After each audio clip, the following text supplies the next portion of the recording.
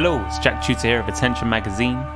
Welcome to Crucial Listening, the podcast where I speak with musicians and sound artists about 3 albums that are important to them. My guest this time is Sarah Badr, a musician whose new record, Excision After Love Collapses, came out over the summer. And the responses I've seen to this record are super enthusiastic, people being thoroughly throttled by Sarah's music.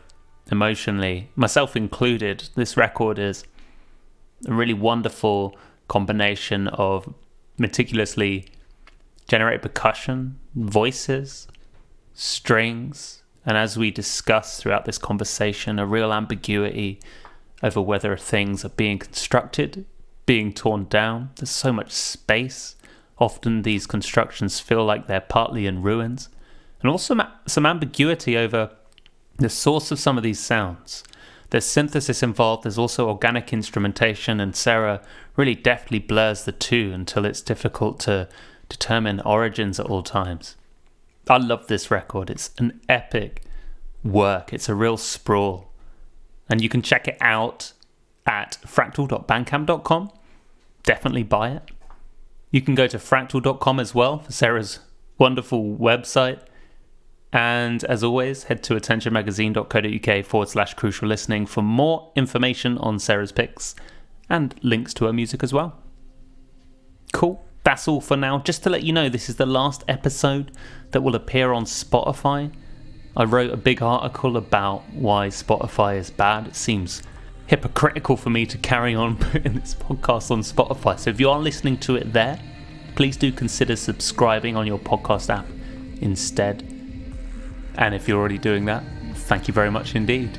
This conversation with Sarah was great. I had a wonderful time speaking to her and getting to know these records. I hope you enjoy it as well. This is Sarah Badr, Frktl on Crucial Listening.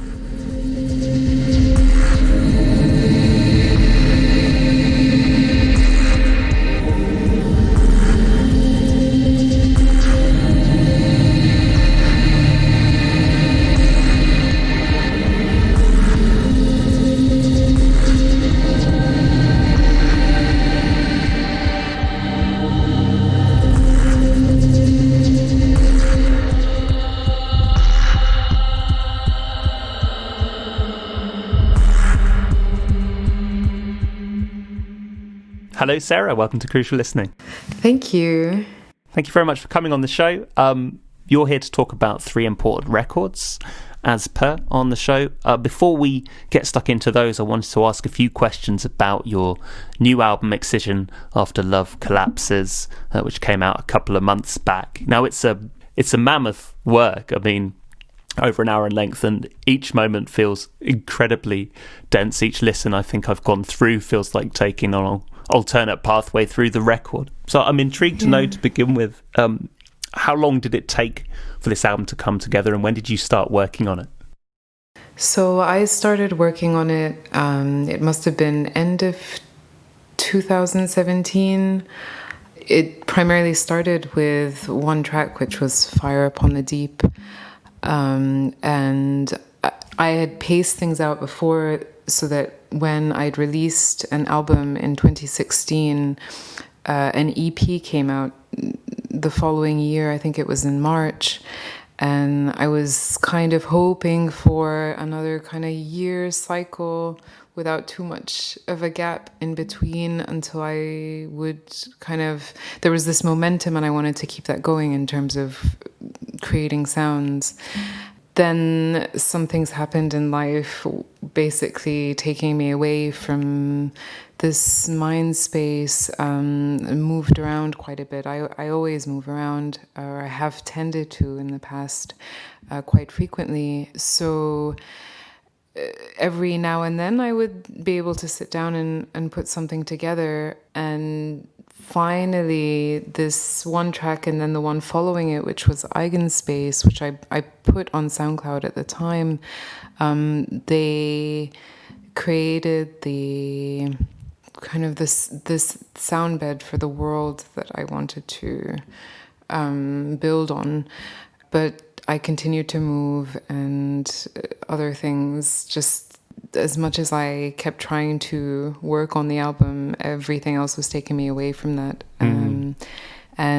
But since it is a self-release and I tend to kind of go with it, that's what I learned from especially the previous one, Qualia, which was basically also I had like 3 years of, I was moving around a lot and things weren't coming together, and I was working on other things, and I sat down one summer and I basically went through everything that I had tried, these false starts and attempts at putting tracks together. And so I learned from that as long as you're recording something, it'll come together when it comes together. So in this case, it took 3 years, with actually the bulk of it written more recently than not. So yeah, that's it. It was, the longer it took, the harder it was a bit to bridge this time since the beginning until now, because you change, and also you're kind of,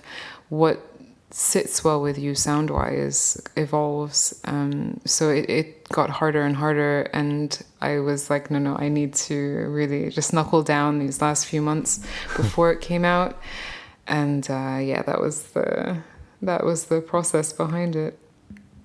And I've seen you talk about the fact that you wanted vocal manipulation to be maybe more of a prominent role, or that's something that you wanted to focus on with this new record. So what was it about vocal manipulation that made you want to make that a more prominent part, or to focus on it more? And I mean, the voices I find on this record are totally fascinating. I spend much of the time listening, wondering whether or not it's your voice or something synthesized or an amalgam between the two. They have this really interesting relationship with space and origin, I think, the voices throughout this record. So yeah. I'd love to hear you talk about your approach to vocal manipulation and why it appealed to you to do so as well. So it's something that started with the last album. So that was how many years ago now? That's 4 years ago. With a track that I'd recorded. So there are 2 tracks on there primarily. One which not many people know this, but this was March of the Danaids, and it's my singing a song that my mum used to sing to me when I was little. It's an Egyptian children's song, Zahab al-Laylu. I don't know if that's the title, but that's like the main phrase. And following that, Mama Zaman Hagaya. Anyone who knows Egyptians children's music will know these songs, because I think a lot of parents sang it to their children. So it was this recorded, and then I reversed it and repitched it. So it sounds really alien, it's unintelligible otherwise. But so that kind of, I don't know what I was doing around that time, but kind of experimenting with that fascinated me, and I wanted to do more of that. There's a bonus track on that album, which is like more also vocals, but just tradition, like singer-songwriter stuff. And I found that I actually preferred this approach. And I'd also used, up until that point, since I began my voice, I've used it more as an instrument, how you would play violin, for example. That's partly out of shyness, partly out of not having exactly the best recording gear to get a good, clear sound. You'll notice, especially like in Fire Upon the Deep, for example, which is on the latest album, that is my voice. I made an instrument out of my voice, and you can hear sounds from the street in Cairo in the background. And that creates the atmosphere. And you can hear a lot across these releases. A lot of the music was recorded when I was in Cairo. You can hear, for example, the cat passing by and making some sound, or the cars in the street. There's a track on my first ever release, Spoken, which these street sounds are really audible. I never, since I always work at home, I'm kind of, I don't know if it's being lazy or just not caring or not noticing. I never close the window. I never, I don't look around and think I need to, make this a pristine recording environment. For some reason, I don't know. It's just, I think it comes down to my mental state when I'm doing this stuff. It's something trying to relax or get away from thinking about, the other things that I need to do or something. It's a bit of an escapist activity. So I kind of ignore everything and kind of dive in that way. And in terms of, you are right about, so let's say a majority of the vocals are mine, and then some, chorus instrument or something which is synthesized, right, to flesh that out a bit. And it's the same with the strings as well, where I'm recording my electric violin, and I'm also working with string instruments inside Ableton, VSTs or sound libraries. So it's a mix of both, and this is again to compensate for the shortcomings in terms of being able to record with clarity and things like this. And also I kind of like this ambiguity, and also with stuff like contact libraries and stuff, you can get, some of the sound libraries are convincing enough, but there's still this a bit rigidity in terms of expression. And so if you layer the two, you can inject in it this like more natural sound and articulation. And I think that this helps. At least this is personally my preference. If I don't have access to, like, for example, like some full orchestra, I can conduct. Like that would be nice one day. Right? Yeah. Yeah. The ambiguity thing is the thing that I find really interesting there, because I think that pulls me in to listening to this record. I find myself really scrutinizing the voices. I guess there's something quite innately human in wanting to decipher whether or not it comes from something of human origin or something else. So I find that really interesting. I think that ambiguity as well, at least from where I am as the listener, extends to so much of your record. I think the emotional cues that I'm feeling seem to kind of be two or three different sentiments kind of curdling together. And I think also with the beat work, I find the beats of this really fragmentary, interesting quality to them as well, where they're either breaking down or building up, which really appeals to me. It seems certainly like a different approach to beats compared to, say, your last EP. Was there a particular kind of approach that you wanted to take with the beats, or a presence that you wanted to bring to them on this album? To start with, I wanted to get better at the percussive elements. I have for a long time, and I think this comes from my musical upbringing in terms of playing music. A lot of what I have focused on growing up has been melodic and harmonic in origin. Usually the rhythm has been kind of derived from this, or almost like added as an afterthought in the end, and that hasn't always worked well. So I wanted to kind of break away from the repetitiveness of that, or kind of be more intentioned in my approach. So I've been, and the same with vocals as well, like if it's not me recording, just singing along the instrumentation, I have been focusing on building instruments. So some of them have been based on recordings of my own voice, and a lot of other ones which are heavily arpeggios and chord progressions and stuff. It's a lot of these MIDI chains that drive with some randomized elements. You start it and it kind of evolves on its own, and you guide it. I use a few controllers, one of which is this this Akai MIDI mix, which has lots of knobs. So I map these knobs, and I can get, for example, this drum sequence to evolve over time, and it sounds. What struck me is that if you start out with the right sounds, you can get it to be really interesting in a way that someone playing it by hand might. These small variations that kind of, especially if like a track is some 5 minutes long, it helps keep things going. Again, like something I wanted to just get better at and explore and practice at, especially hoping to kind of be able to improvise in live context, but be playing these instruments myself.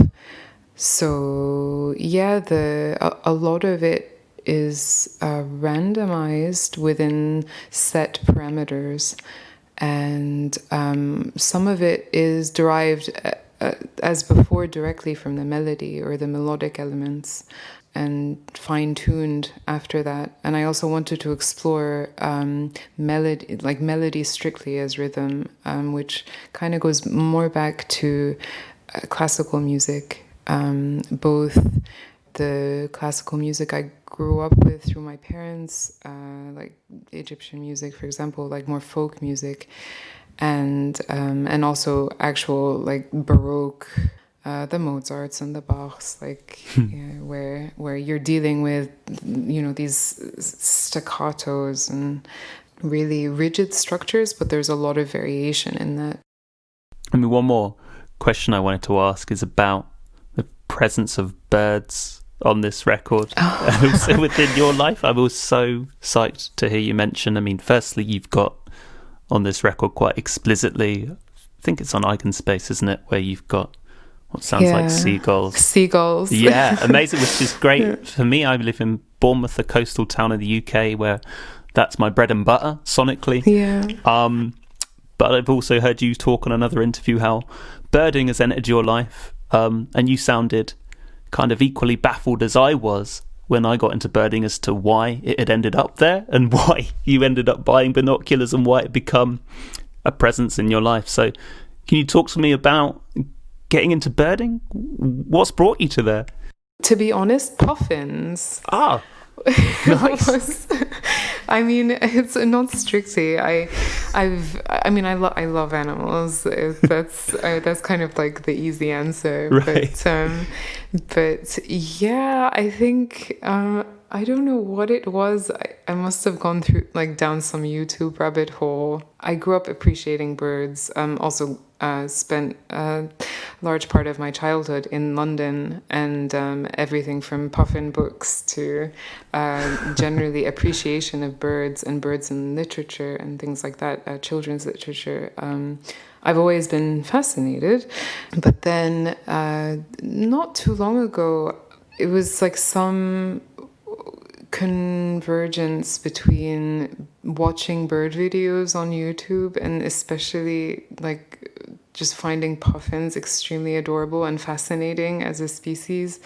The fact that they spend a large portion of the year in flight and out at sea, and they're beautiful, and also getting into bird calls.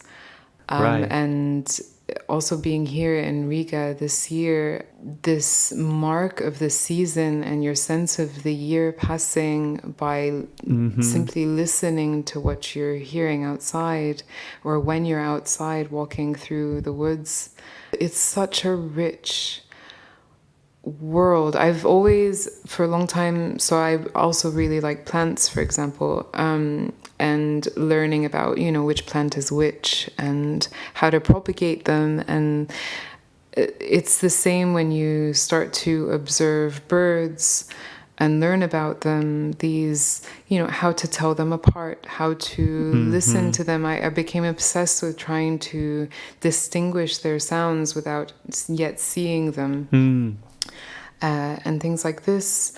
Yeah, it's bird song and bird call. I mean, they're really, really beautiful. They're very melodic. They're there's a lot of information you sense that's embedded within them. Yes. It's incredible, and I don't know, it's like just like completely geeking out, but Yeah. I don't have a better explanation than that. That's really. a great one.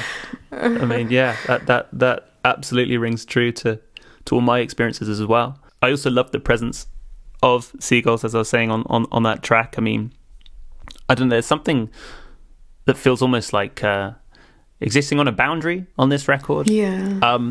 So seagulls feel quite pertinent for that reason. But was that seagulls you recorded yourself, or? Yeah. Wicked. Yeah. Yeah, it's a beautiful sound. Whereabouts was that?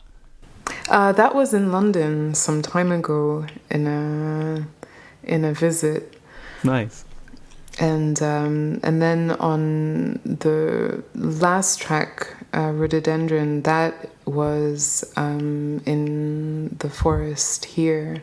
Well, Sarah, the record is, as I've said already, it's fantastic. People should definitely check it out. Where's the best place for people to keep up to speed with your music and what you're up to besides as well?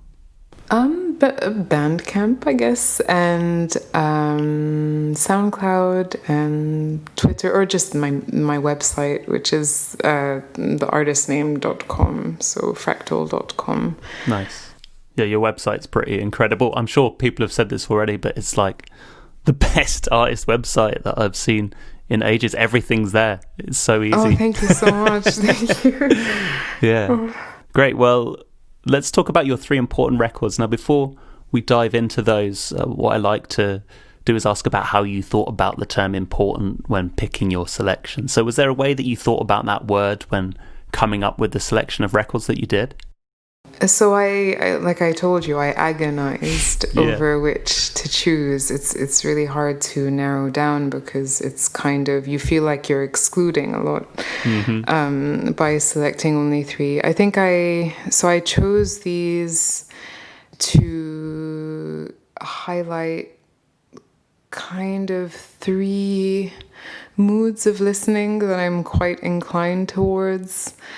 And also in terms of the song structure or composition, there are elements there that in one way or another have influenced either my music making or what it is that I like to listen to. I could have included a lot more, to be honest, but sorry about that. It came down to those. Great. Well, let's dive into your first one. If you could give me the name of it, anyone you like, and a little bit about why it's important to you as well. So the first one is Marif Tifik by Fayrouz, who is a Lebanese singer who is very, very well known, I think, in the region, if not around the world. Why this record in particular? Well, this record, the CD has been around for quite a long time at home when I was still living with my parents. And I don't remember the first time I sort of, sat down and listened to the actual CD. It was a very long time ago. And I think I definitely heard there's a very well-known track on it, Le Beirut, which is for Beirut. Yes. That I had heard definitely prior to actually, going through this as a full work. And I listened to a lot of Fayrouz growing up. I've always loved her voice. I only found out in my adult years kind of about her life and how it came to be that these albums were put together, her songs were written. But yeah, her voice was, in terms of music from the region, Middle East and North Africa, it stood out. Her singing style was very different. And I think that came from singing in church choir growing up. I could be wrong about this, but I recall reading that somewhere or being told that. And yeah, just there's like this vibe, this kind of 70s, 80s vibe in the music on that album. A lot of kind of synths and also more traditional, this like ensemble of violins and drums and I think drum machines. And it stood out in terms of an album from that time, from this region. And I've loved it ever since I first heard it, I think. And you mentioned that you discovered it while living with your parents. Was it a record that belonged to your parents? Yeah, I think my guess it probably belonged to my dad. Right. My dad, for some time, actually for a long time. So when he moved to London in the 80s, I think he started a cassette collection there, because when I go through photos, I see him. Sometimes I see like something in the background, like some stack of cassette tapes, which then made its way to Cairo when we moved back in 2001. We had moved to the US, and then we went to Cairo, and there was a lot of moving around. That's always been constant, but yeah. So he loved having music or buying music. My mum also, but she wasn't quite the collector that he was. So yeah, that was one of many CDs and tapes that kind of I liked the cover a lot, and of course I knew who Fayrouz was, and it was hard not to kind of, when I was digging around, I don't remember where I was, but I listened to it, and yeah. Yeah, I mean, you've mentioned already the track Les Beirut, which actually struck me because there's a phrase in there which also appears in Miles Davis' Sketches of Spain, which I understand is also derived from like a Spanish concerto. But it was quite striking to suddenly hear that crop up in the middle of this record that I hadn't heard before. But is there a track other than Le Beirut that sticks out as a favourite, or one that you connect with particularly prominently? There's this one, Aouda Kranen, is, I think, it's tied for my most favourite off of that album. And I think because it opens with this kind of ambient talking, like almost like some backstage sounds or something, and then there's this synthy kind of funky sound that comes in, and then it becomes quite traditional towards the end. This how to describe it, like stage piece, with a full band and like a choir, and it's a very big song, and I like that it develops in that way. There's this energy there, so I quite like that one a lot.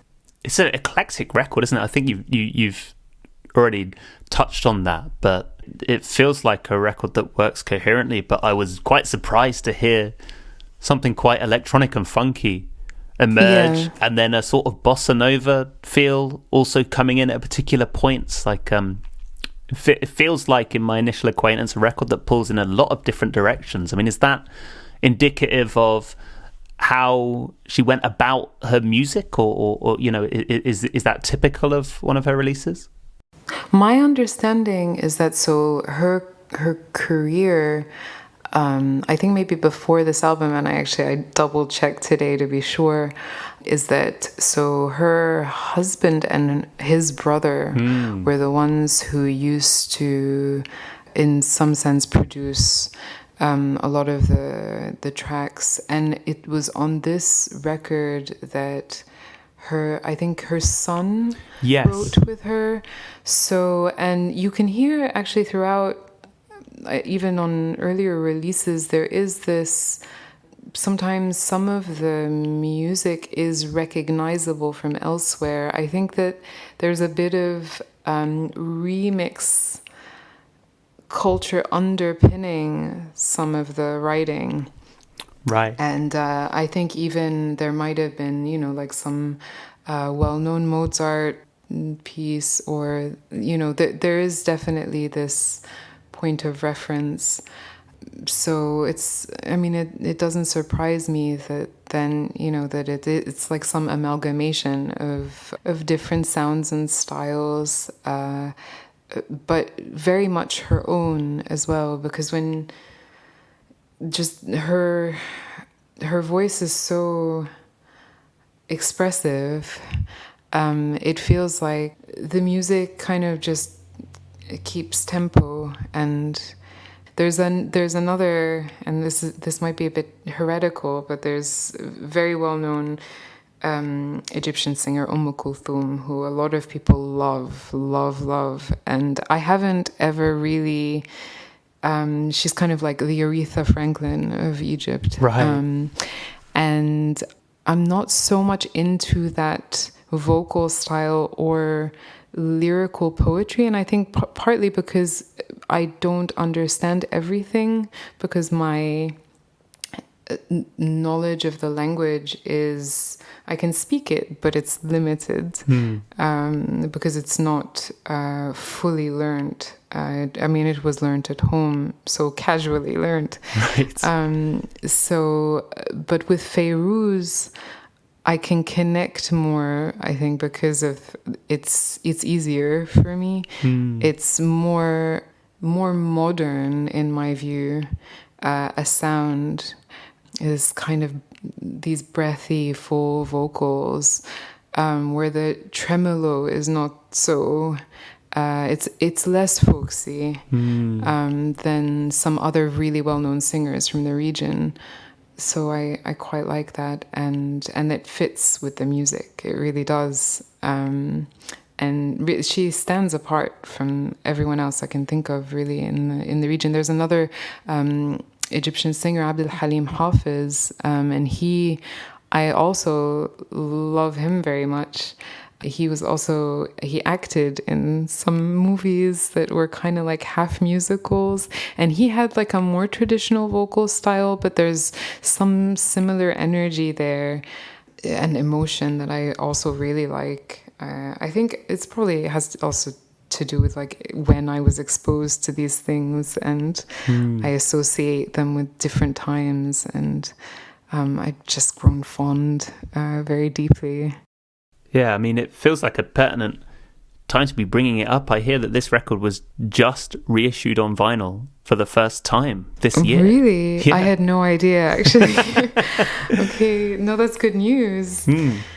Yeah, I saw that on the Vinyl Factory, so maybe it'll have a new audience come into it from that. Yeah, I think she has a huge fan base, and there are like so many YouTube channels and Facebook pages and stuff, and she's still alive. I think she's in her late 80s now. Wow. So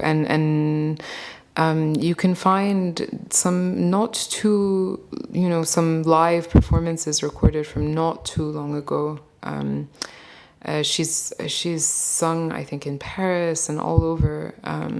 So she definitely has a following. No, I'm glad to hear that. Is she still releasing stuff? As far as I know, no, right. I don't think so. But I would be really excited to know if she has, actually. Yeah. But I think, I don't know, I when I used to use Spotify, that was a really good way of kind of digging through. There's like these huge compilations of her music, and now on YouTube also there is, and it's a huge body of work.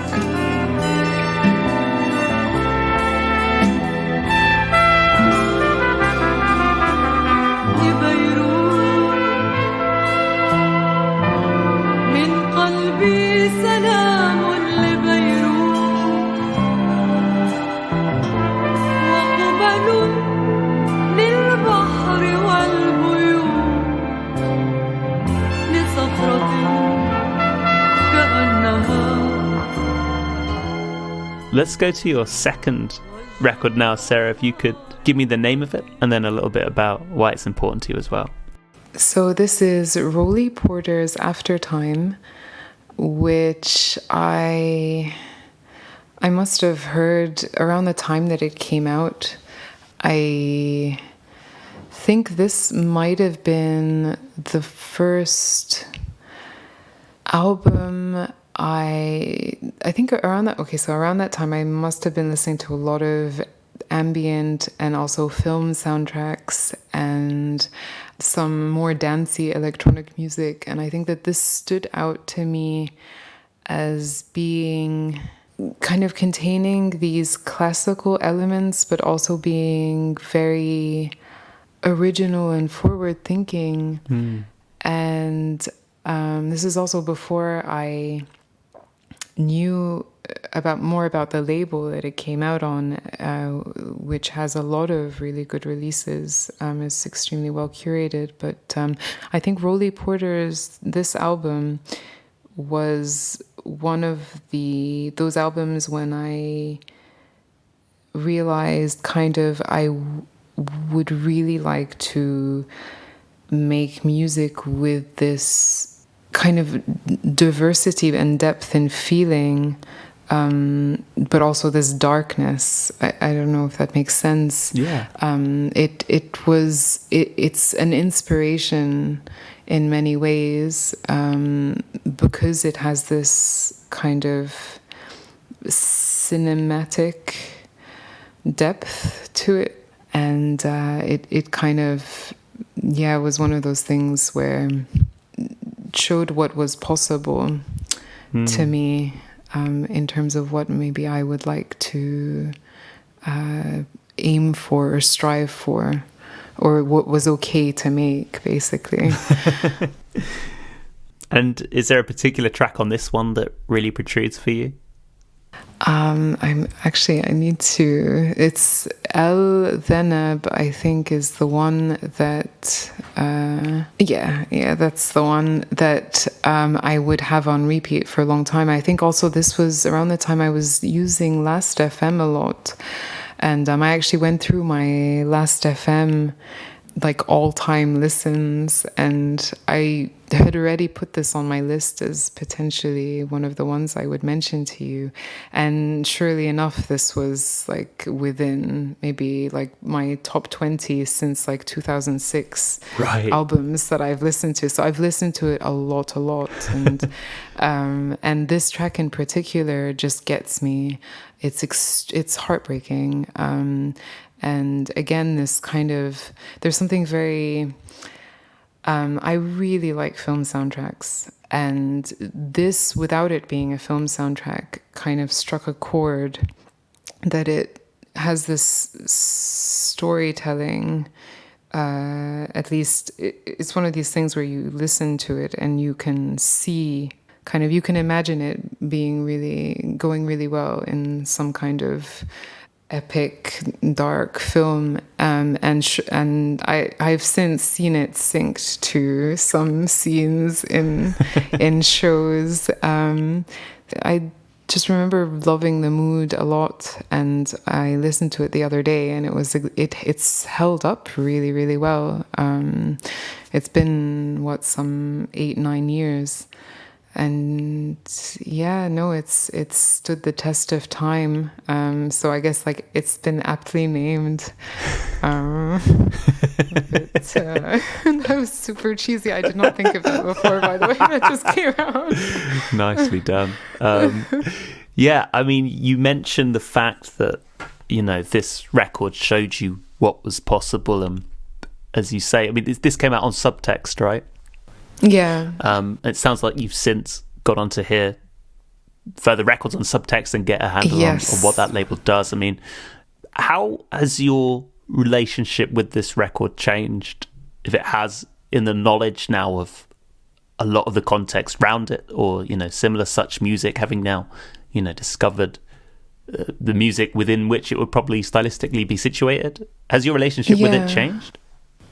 Well, I can tell you what has kind of impacted the way that I viewed this record. And also, I think in Ahosan's episode, he mentioned Third, which is the one after this. And Roly Porter has since also released another album, which I, to be honest, haven't listened to through entirely, so I still need to do that.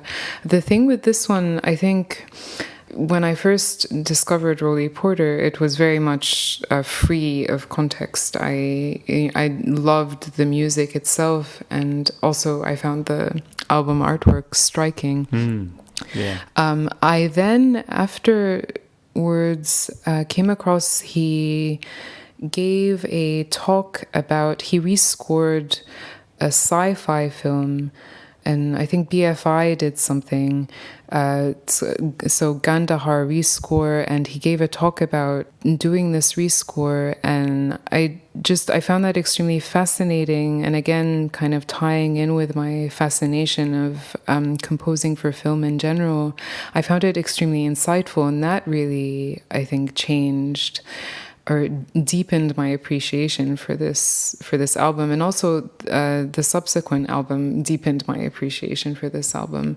It was only later that I delved into the subtext catalog. There was this, I don't know how to pronounce the name, XIN release not too long ago, maybe a year ago, and I'm also a fan of Empty Set. One of them is the one who runs the label, and it's one of those kind of, it's extremely well curated and kind of very selective, and not very frequently releasing, and I appreciate that. This kind of music that doesn't necessarily fit in one genre, there's this depth and mood, and it's an experience to listen to it from start to finish. Right.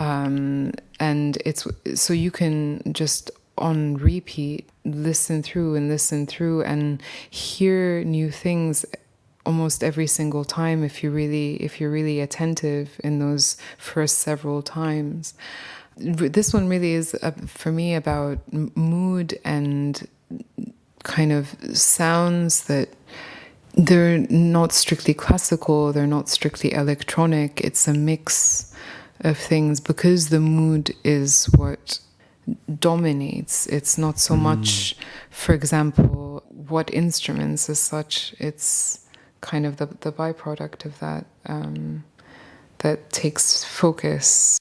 That absolutely feels like the case in these first few listens that I've had to this record, where my sort of visual impression of this record, if I imagine it in my head, it's a space in which you have these instruments playing, say, character roles, but that space is the sort of consistent or the constant element that feels like the most prominent figure within this album. Yeah. You know, flavor. A world of sounds, and that's the thing that I think that's the thing that why I associate it so much with exactly like some score for a film, because there is this consistency in terms of world creation. There is this atmosphere that carries throughout, and I think I tend to gravitate towards that. And actually, in even Marif Tifik, even with the variety in styles, there is this atmosphere that carries through, and certainly the third selection as well. I mean, that's the most obvious of all because of it. We'll get to that, but I really like this continuity or this world creation, or it's not so much that the song structure needs to be similar or that even the instruments need to be similar. I'd actually rather not. But for there to be this, like reading a book, you know, these threads that continue and there's some resolution at the end, or intentionally not, but, you know, for there to be this ebb and flow and kind of, you travel somewhere. Yes. Yeah. Yeah. And I guess that kind of thread which doesn't have a, say, material basis, like as you say, it's not particular instruments, or you know, that also I guess feeds into why, say, a label like Subtext feels so resonant, because it's not like you can point to the element that they all share, but they're all definitely gravitating around something, right? And there's like a continuum there, but it's not something that you can grasp with both hands and be like, they've all got one of these in it, you know? Yeah, exactly. And you've mentioned as well that you are into film soundtracks. I mean, are there any off the top of your head that are particularly striking to you? Any film soundtracks you particularly enjoy?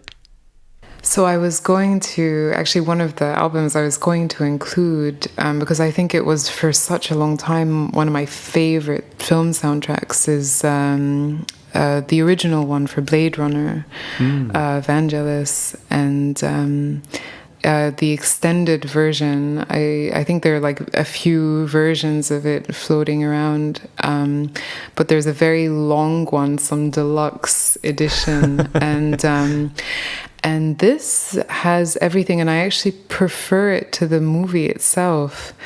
I would kind of much rather listen to that than sit down and watch the original Blade Runner again. As much as I love the original Blade Runner, but if you watch it too many times, you start to notice some things that kind of make it less of a less of a feat. But, right. Yeah. But yeah, that one also, because you can really, again, this world creation in terms of sound, and there are some Eastern motifs that they included and stuff that kind of give it this, I suppose that was the idea, some mystery, right. and also, I mean, to fit with the set design and stuff, there was a lot of, in some scenes, you could see kind of this ancient meets futuristic, kind of this pastiche of things, and yeah, and that was and still is one of my favorites. There are also a few by Johan Johansson. There's Cesario. There's a specific track on there that, again, like super moody. And also the Mandy soundtrack, I think I listened to for a bit. I've listened to a lot of soundtracks. I've actually discovered a lot of music while watching TV shows, because like some track comes up and I'm like, oh my gosh, what is that? And then I will look it up. To be fair, I might not like those things anymore. But it's been one of the ways that I have learned about music, is through watching film and TV. I don't know what it is about it, and also even video game soundtracks, and just I love this like audiovisual thing, combining the two, and how each kind of contributes to the other and also plays off the other, and I've just always been fascinated by that. I think if in some other life, I would really love to also make films, and had considered it for some time, but for now, kind of trying to do the audiovisual thing in my own way, and just own small ways. So, yeah.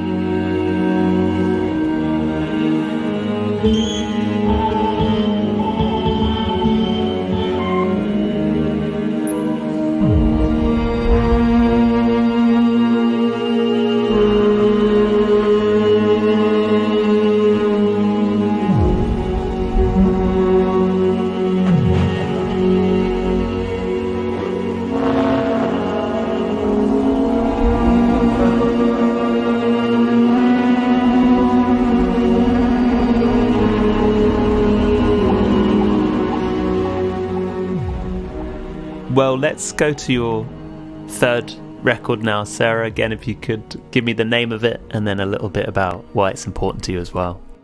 And so this third one is Tumani Diabate's New Ancient Strings, and he is a Malian kora player. And this album is also with Balake Sissoko. And I think I spent maybe half of my time at uni listening to this album on repeat while I was working, or if I was trying to relax, or and there was some time when I was actively looking for a kora teacher.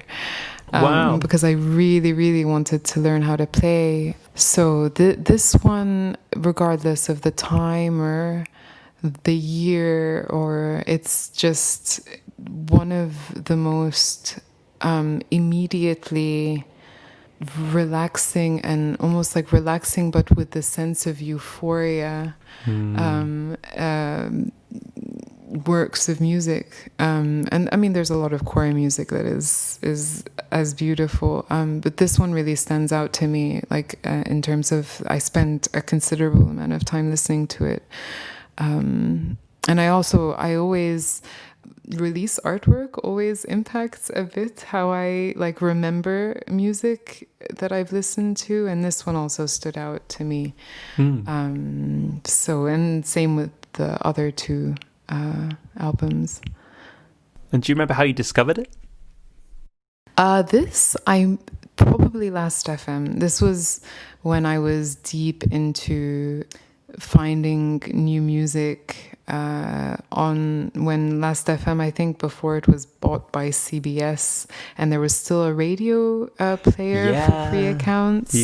So either it came on the radio, or I was just digging around. I was also, I think around that time, and speaking of movie soundtracks, also one of the ones that had huge impact on me was Erik Enoksson's Farväl Falkenberg, which is a Swedish movie. And this also had like some folky, stringy quality to it. And I think it could also have easily been that through that I came across kora music just more generally when I was, after some releases that focus heavily on string instruments. It sounds like that the kora really connected with you, the fact that you went out looking for a teacher. I mean, did you find one? Where did your kora journey go? No, I mean, I actively but not persistently sought one out. So I think also, I mean, again, like every year there is some turbulence. So it's kind of between studying and moving, and anyway, that attempt was ultimately short-lived. And actually, I stayed in a place. This was maybe 2 years ago when I went to London for a show there. The place that I stayed in, someone on the top floor of their where I was staying, there was like a workspace, and someone had a kora there, and I was just like, oh my gosh, I remembered that this was something that I really, really wanted to do, and there's still hope. And what is it about the kora you think draws you to it? I think it's the tuning, or the common tuning. I do love string instruments in general. I grew up playing classical guitar. I did Suzuki method for some years, and this also, I think, came out of listening to oud a lot, and these more lutey instruments. And I love modal music. I really like this, this precursor to more contemporary jazz structures and improvisation. I think that with kora music, there's this, again, the mood. This, on the other hand, being the opposite of dark, but still not strictly what can be characterized as strictly happy music. There's a lot of emotion there that kind of meanders as you listen, but it's like extremely heartfelt. It's neither very happy or very sad, but it's very emotional music. It's very beautiful. It's also extremely soothing. It's complex. It evolves. Yeah, it's really reviving, and there isn't, I think, much music with this particular quality out there, with it being also kind of complex and simple at the same time. Yeah. Just single instrument, or two of one instrument. So it's, it's a lot about phasing and kind of patterns. And I remember just being completely enthralled by it, and I still, to this day, when I hear it, I really, really love it. Yeah. This record is amazing. I've had such a good time with this one. I think out of the three, this is the one that's got me most jazzed. It feels like I had to kind of double take to begin with. I didn't read too much about it, or let alone the title, before I pressed play, but I had to just double check it was a duet, because I think there feels like that there's almost something at certain points where they fuse into a singular presence with the way that they're playing, right? And I don't know whether that's the tonality of the instrument or just and clearly they're both really well established kora players. I read that Diabate's father recorded the first ever kora album, so clearly that's deep in his blood. But yeah, the way that they're playing together is so incredibly intensely fused, and it's such a rich dialogue. Exactly, dialogue. Exactly. There's this sometimes when it's not in sync, this almost this communicating back and forth, a bit like, to tie it to the birds, like just there is this calling back and forth, and I love that. Again, there's this information there, and that kind of, this is what underpins a lot of folk traditions. This vocal quality, and this kind of this storytelling, a bit almost like music as choreography, or like oral traditions. So it's kind of, it's extremely meditative and profound. Feels like marveling over running water to me. Just taking real pleasure in just watching something as simple as a stream or something. It's also one of the rare points where I've put on an album while my 1-year-old son is eating, and my wife hasn't said, "That's way too dark for a boy to be eating his meal to. Can you turn that off?" I think I have quite a skewed notion of what's particularly pleasant dining music, but this one got a pass. It's absolutely beautiful. Yeah, it's beautiful and uplifting without being saccharine or cloying or it's extremely, I don't know how to there are these music modes with other instruments and other places that also have such uplifting sounds, but this is always just, there's this balance there. It's complete in a way. It's not too much of one thing, and yet again it is this one instrument. And just the recording is really just, the recordings are it's very well recorded, and it really it like kind of washes over you, and just like breathing some really just fresh air. I read that there was no kind of artificial echo or anything. That's just the sound of the room that they're in, which it's a beautiful room, clearly. So this is one you say you've been listening to since university. If you think back to like a particular memory of listening to this album, what's the first one that comes to mind? Like, where are you? How are you listening to the record?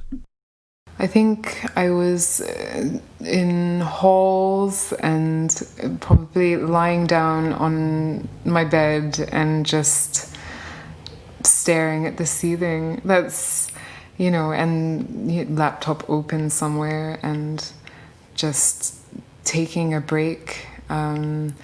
Otherwise, then resuming with the same album while I was working.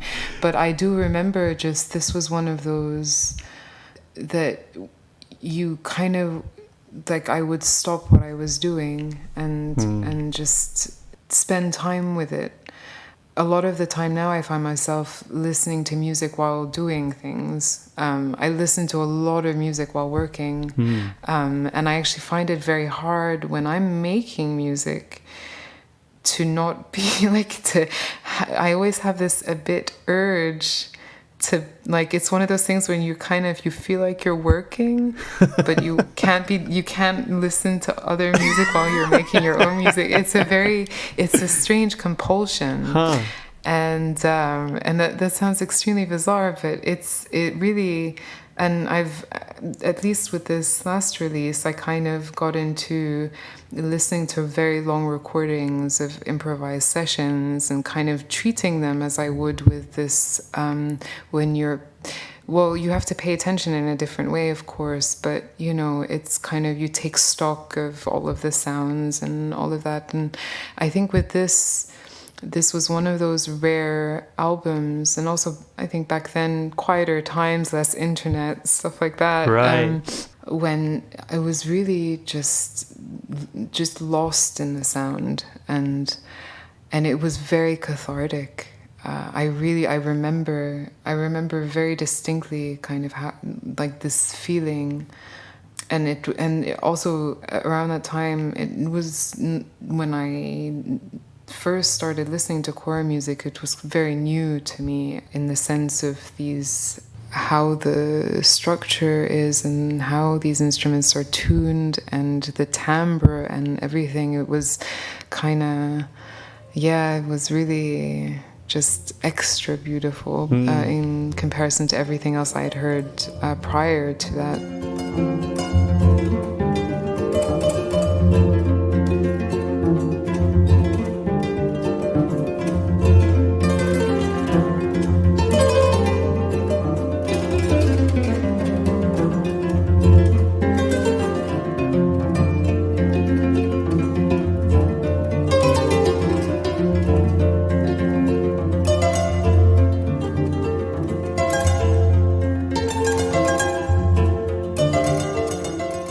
The fact you mentioned that those experiences occurred when less internet was a thing is interesting. I mean, do you find it difficult to protect the experience of listening now we're in a state of more internet and maybe a greater encouragement to sort of multitask with listening? And are there ways that you try and protect that experience of deep listening for yourself? Well, I think that to start with, so I will check out a lot of music while I'm working. It helps me work, and it's also a good chance to listen. And of course, I say listen in as much as someone can really listen while doing something else. When something stops me, kind of, I'm doing something and I find myself having to stop and kind of, just rewinding and kind of, I need to hear this again. Then I will put in the effort to really focus and listen, because if it catches my attention in that way, you're at a point where you haven't listened through fully and carefully, but that it requires that it's caught that much of your attention that you can't do anything else while still getting to know it, then I know I must like it. It's kind of, because there's such an abundance of music out there. There really is. I mean, I don't know if it's more, there's more out there than before, or that it's so readily accessible, more so than before. It used to be that, this experience with Spotify, when you can kind of get trapped in this territory of sameness unless you actively try to break out of that by searching for things. Absolutely, yeah. And this thing when you can be kind of mindlessly kind of listening while working and not have any sense of what it is at all that you're listening to, who it is that you're listening to, right. what it's from, where it's from. It's just so divorced from any context. So now a lot of the time I will scroll through SoundCloud and play this thing about I don't know if it's a good thing or a bad thing. I think it's both, but artwork always catches my attention. Like that's kind of almost like the point of starting for me. Same with Bandcamp actually. Like when I come across a lot of interesting collections and I check out, and I kind of, usually that's what catches my eye first, and I'll add things to the wish list, or I'll favorite them, and then I will go through them and I will check them out when I have the chance. And if I am doing something else and I have to just take a pause and just catch my breath, or just like, wait, what was that? Then that's when I buy it, like right. Immediately. Like it goes from wish list to collection. Like that's the yeah. Amazing. Well, Sarah, this has been wicked. Thank you so much for talking through these important Thank you records. So much. Thank you. I hope it made sense. Absolutely. I don't know. It's kind of. It's funny, like it's kind of been a long time since I've thought about, what is it that from all these years that's really stood the test of time in terms of these albums. And it was really nice to think about, and also illuminating in some ways, to kind of see what it is actually that makes something important after some time passes. And even if you're not listening to it anymore, it can still be important. And yeah, it's been illuminating for me as well, as it often is. I have to say, I'm not sure that I could pick a list of 3 important records, let alone find the words to talk about them. So I'm always that's why I'm on this side of the microphone, I guess. But that's it's always such a pleasure for me to hear people articulate them so vividly and give me a connection with these records as well. So thank you. Yeah. If people, like I said before, and just to remind people, if people want to check out your music, where would you direct them? Either my Bandcamp or my website, which is Frktl.com, or SoundCloud, or anyway, just Google. It should be there. Yeah, it's quite archaic to give people a URL to punch in, isn't it? Search engine will do the job. Yeah. Great. Well, thank you once again, and to everyone listening, I'll see you next time. Goodbye.